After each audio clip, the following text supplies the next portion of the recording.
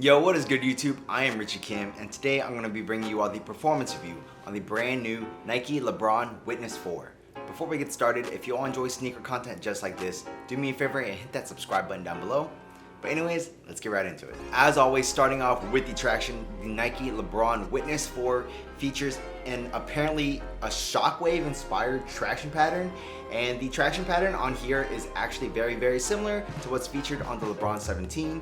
I'm not sure if you all can see it, but this traction pattern features more straight lines, and the LeBron 17 actually has more like curvature to the lines, and that in my opinion actually did affect the traction a little bit. So the performance of the traction on this shoe does differ from the LeBron 17 very slightly. So up in the forefoot, I thought the traction was just fine. No matter what type of court I was playing on, I was pretty much good to go, except on those dustier courts you will have to wipe, otherwise you will have some slip ups.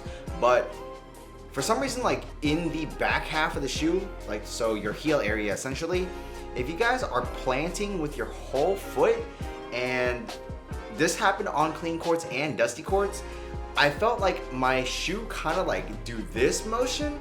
So the heel was sliding out, but the forefoot was sticking, and that was really weird.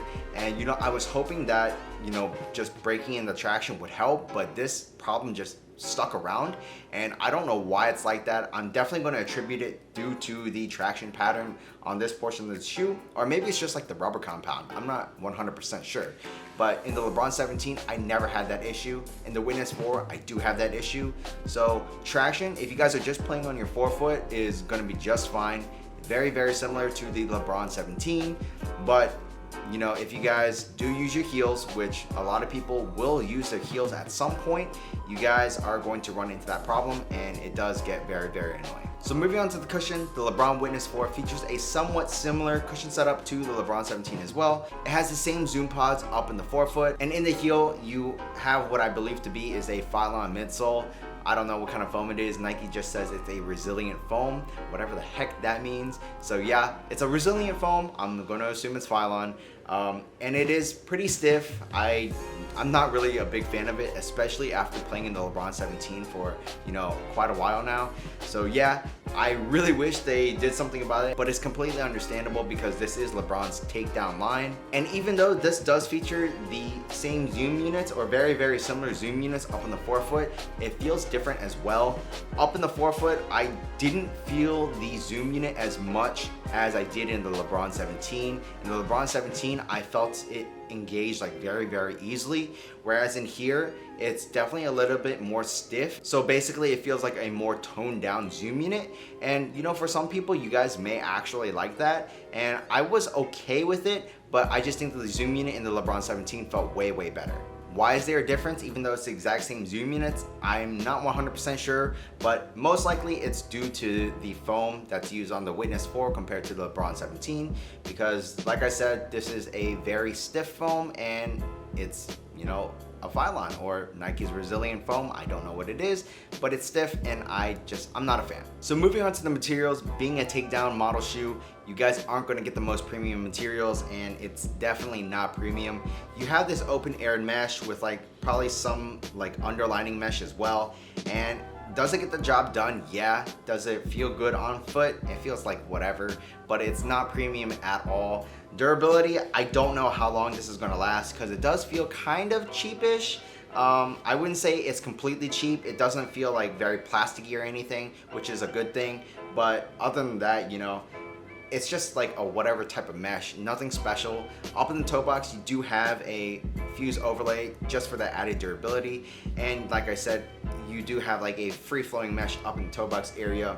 And as you move towards the midfoot and the heel area, you do get a thicker woven mesh or whatever this is, and you do have like fuse overlays as well. You do also get a mesh tongue on the shoe. So yeah, the material usage, although it's not premium, it does get the job done, and that's perfectly fine for me because this is a takedown model. So moving on to the fit, this is another area why I don't really understand why it differs so much from the LeBron 17. The LeBron 17, for those of you that don't know, that haven't watched that performance review yet, it is a slightly snug fit, and like width-wise, it was perfectly fine for me as a slightly wide footer. This, on the other hand, I went true to size. It is in my opinion, just slightly long and extremely narrow. Like, I had pinching pains on the side of my forefoot, and I just don't know why. You know, it's so annoying. Like, why is it different from the LeBron 17? It should feel like it should be designed pretty similarly, but different at the same time. I don't think like that stuff should differ, but it does, and it's really annoying. So yeah, if you guys are slightly wide footers to hella wide footers, I would definitely suggest going up a half size, just to accommodate for that width problem. But if you guys do that, you guys may have a little too much extra length in the toe and may cause problems later. Outside of the sizing issue, I'd say the overall fit is pretty good. You do get a slight little bit of dead space up in the toe box area, but due to the material usage, you don't really notice it. But it is there just a little bit. The LeBron Witness 4 is also a half booty upper, and because of that, if you guys are wide footers, you may have a slightly hard time trying to squeeze your foot into the shoe because it is very tight in this portion of the shoe. So moving on to the support, I thought the support in the shoe was, for the most part, pretty good. I didn't have any heel slippage. You do have an external heel counter, and the sculpting in the heel is really nice to just make sure your heel doesn't move anywhere. Up on the forefoot area, I didn't have any side-to-side movement on the footbed, and you also get these lateral outriggers, which are featured on like pretty much every recent LeBron model now, because you know that was an issue before. And you know, actually thinking about it, one reason you may have that like sliding issue that I mentioned before on the shoe is maybe because it doesn't have an outrigger on this heel portion, whereas it does on the LeBron 17. That may be it, but most likely I'm just gonna attribute it to traction pattern and rubber compound, because the rubber compound on this shoe does feel different than the LeBron 17. Whether or not this shoe has a torsion plate running throughout the shoe, I'm not 100% sure, but it is pretty stiff, so you shouldn't have any torsional rigidity and stability problems. The LeBron Witness 4 retails for $100, and for $100, you know, you're getting a decent performer. Even for $100 though, I definitely think there are some other shoes out there in that same price range that perform just way better. So I wouldn't really recommend these just because I didn't like the cushion setup. I thought the traction was flawed, and yeah, you know, the fitting for me was a little bit awkward. So me personally, I wouldn't recommend picking these up, but if you guys want to pick up a pair, do let me know how you guys like the shoes. I'm really curious as to if everyone is gonna have the same like traction problem that I did.